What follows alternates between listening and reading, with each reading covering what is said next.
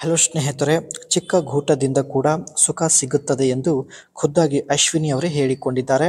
ಒಳ್ಳೆಯ ಅವಕಾಶವಿದೆ, ದಯವಿಟ್ಟು ಕಂಪ್ಲೀಟ್ ಆಗಿ ನೋಡಿ. ದಪ್ಪ ಮಹಿಳೆಯರಿಗೂ ಕೂಡ ಚಿಕ್ಕ ಗೂಟದಿಂದ ಸಮಾಧಾನ ಪಡಿಸಬಹುದು, ಬಯಕೆ ಈಡೇರಿಸಬಹುದು. ಆದರೆ ಸ್ವಲ್ಪ ಹೆಚ್ಚಿನ ಶ್ರಮದವರೆಗೆ ಮಾಡಬೇಕು ಎಂದು ಮಾಹಿತಿ ಕೊಟ್ಟಿದ್ದಾರೆ. ಬಯಕೆ ಈಡೇರಿಸಿದರೆ 80,000 ರೂಪಾಯಿ ಕೊಡೋದಾಗಿ ಅಶ್ವಿನಿ ಅವರು ಭರವಸೆ ಕೊಟ್ಟಿದ್ದಾರೆ. ಜೊತೆಗೆ ಇವರ ಹತ್ತಿರ ಟೊಯೋಟಾ ಸ್ಟಾರ್ಲೆಟ್ ಒಂದು ಹಳೆ ಕಾರ್ ಆಗಿರುತ್ತೆ. ಈ ಒಂದು ಕಾರ್ ಕೂಡ ನಿಮಗೆ ಕೊಡುವುದಾಗಿ ಮಾಹಿತಿ ಕೊಟ್ಟಿದ್ದಾರೆ. ಗೂಟ ಚಿಕ್ಕದು ಆಗಿದ್ದರೂ ಪರವಾಗಿಲ್ಲ, ಆದರೆ ಪುರುಷರ ಹೊಟ್ಟೆ ಸ್ಲಿಮ್ ಆಗಿರಬೇಕು ಎಂದು ಒಂದು ಕಂಡೀಷನ್ ಹೇಳಿದ್ದಾರೆ. ಸ್ಲಿಮ್ ಇರುವ ವ್ಯಕ್ತಿ ಜೋರಾಗಿ ಹಾಗೂ ಸ್ಪೀಡಾಗಿ ಮಾಡುವ ಸಾಮರ್ಥ್ಯ ಹೊಂದಿರುತ್ತಾರೆ. ಅದಕ್ಕೆ ಸ್ಲಿಮ್ ಆಗಿರುವ ವ್ಯಕ್ತಿ ಜೊತೆ ಇಷ್ಟಪಡುತ್ತಿದ್ದಾರೆ. ನೈಸರ್ಗಿಕವಾದ ನೆಮ್ಮದಿ ಬೇಕು ಎಂದು ಮಾಹಿತಿ ತಿಳಿಸಿದ್ದಾರೆ. ಸುಖ ನ್ಯಾಚುರಲ್ ರೂಪದಲ್ಲಿ ಸಿಗಬೇಕು, ಅಂದ ಹಾಗೆ ಮಾತ್ರ ದೇಹಕ್ಕೆ ತುಂಬ ನೆಮ್ಮದಿ ಸಿಗುತ್ತದೆ ಎಂದು ಮಾಹಿತಿ ಕೊಟ್ಟಿದ್ದಾರೆ. ಬೆರಳಿನಿಂದ ಹಾಗೂ ಸೌತಿಕೈಯಿಂದ ನಿಜವಾದ ನೆಮ್ಮದಿ ಸಿಗೋದಿಲ್ಲ. ಎಷ್ಟೇ ಹಣ ಖರ್ಚು ಆಗಲಿ ನಿಜವಾದ ನೆಮ್ಮದಿ ಒಂದು ಸಲ ಪಡೆಯಬೇಕು ಎಂದು ಹಠ ಮಾಡಿ ಪ್ರೊಫೈಲ್ ಶೇರ್ ಮಾಡಿಕೊಂಡಿದ್ದಾರೆ.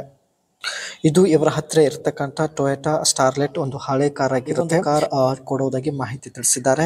Compact hatchback, 3 doors and 5 doors option available. Rounded design, smooth edge with A minimalistic look. Rounded design ಹಾಗೂ ಸ್ಮೂತ್ ಎಡ್ಜ್ ಹೊಂದಿರತಕ್ಕಂಥ ಒಂದು ಬೆಸ್ಟ್ ಕಾರ್ ಆಗಿರುತ್ತೆ.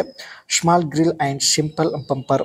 ಫ್ರಂಟ್ ಸೈಡ್ ಗ್ರಿಲ್ ತುಂಬಾನೇ ಸ್ಮಾಲ್ ಆಗಿರುತ್ತೆ, ಜೊತೆಗೆ ಸಿಂಪಲ್ ಬಂಪರ್ ಹೊಂದಿರುತ್ತೆ. ನೀವು ಕೂಡ ಇಲ್ಲಿ ನೋಡ್ತಾ ಇರ್ಬೋದು. Light weight body and basic interior. ಒಳಗಡೆ ಕೂಡ ತುಂಬಾನೇ ಸಿಂಪಲ್ ಆಗಿರುತ್ತೆ, ಕಾರಣ ಒಂದು ತುಂಬ ಹಳೆ ಕಾರ್ ಇರೋದ್ರಿಂದ.